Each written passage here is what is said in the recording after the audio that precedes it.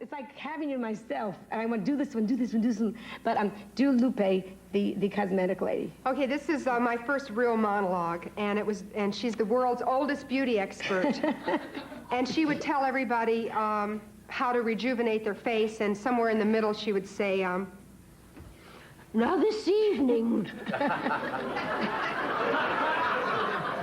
we'll take any good lubricant to Pond's 4-in-1, Tussie Quick Lift, or as in my own case, Johnson's Glow Coat. And using only the very soft pads of the fingertips, we'll tread thusly. Lines, lines, go away. Go and visit Doris Day.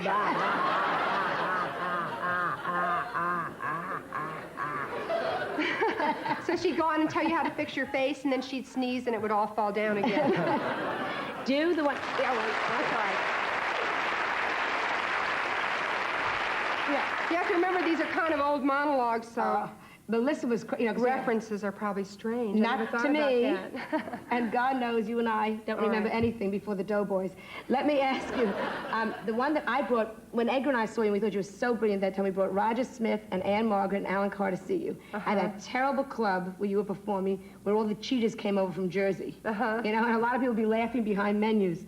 And you were doing the lady that, Lula. The funeral lady, The funeral lady who went to a friend's funeral. Right, well, I used to call her the party lady because wherever she'd go, she'd make it into a party.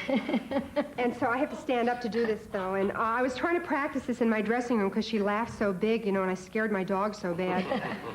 Anyway, I'm just going to do a little tiny piece of it, which you really like. And it's sort of like this. I hope let's see. First of all, this is Fred's funeral, and the widow is Betty Lou.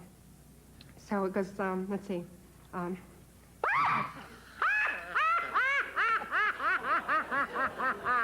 Guess who died?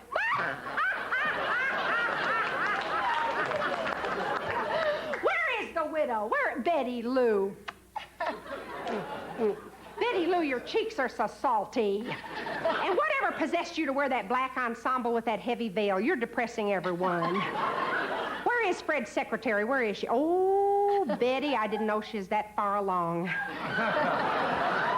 You know, Betty, it's a pity you couldn't have had Fred's children. Everybody else did. Where is Fred? Where is he? Woo! Betty, is that Fred? Well, I'd have never recognized him. He looks terrible. He needs some blush on. And where's that wrist corsage I sent?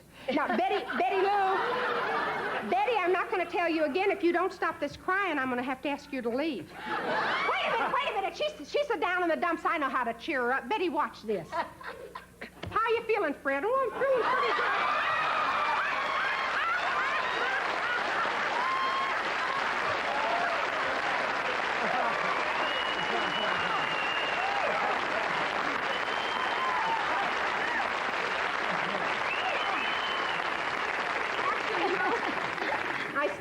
I stopped that a little short. I thought, well, I might as well quit while I'm ahead. But, that night you saw me, the first time you saw me, you wrote me a note, because the next line after that is, after I'm laughing, I say, Lula says, wait a minute, hand me a glass of water. This'll be better. Make her turn around. Betty Lou, I want you to see this. How are you feeling, Fred? Oh, I'm feeling pretty good.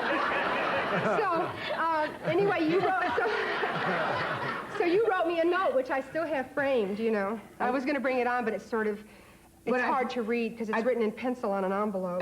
What I said, the funniest... Yeah, you said it's a funny line. It was real great. A funny line? I said the whole piece? No, you said a glass of water. Give me a glass of water, the funniest line I ever heard. Yeah. Oh, God. We used to stand and wait for her to come down. I worked downstairs and she worked upstairs. Don't say that. I used to stand at the back door. I would come down the back stairs and stand at that door, the stage door. And listen to you while you were on stage. And I would go upstairs and watch you.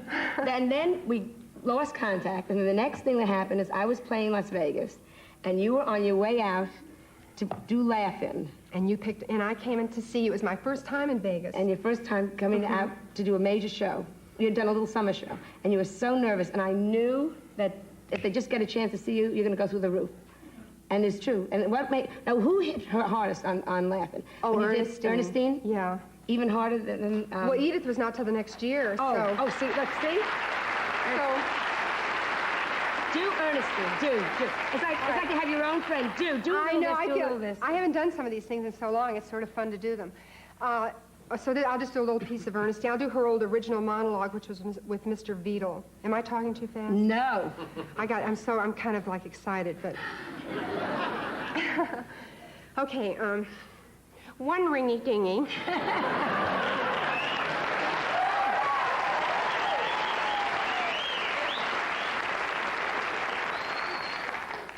Oh, a gracious hello. Have I reached the party to whom I am speaking, Mr. Beadle? Mr. Beadle, this is Miss Tomlin at the telephone company. You owe us a balance of $23.64. When may we expect payment? When what freezes over? No, Mr. Beadle, you are not dealing with just anyone's fool. I am a high school graduate. Mr. Beadle, I don't see why you're kicking up such a ruckus. According to our files, your present bank balance plus stock, securities, and other holdings amounts to exactly pardon me? Privileged information. Oh, that's so cute. No, Mr. Beadle. Should I sit there? Do a little more. No, Mr. Beadle, you're dealing with a telephone company. We are not subject to city, state, or federal regulations. We are omnipotent. Omnipotent. That's potent with an omni in front of it.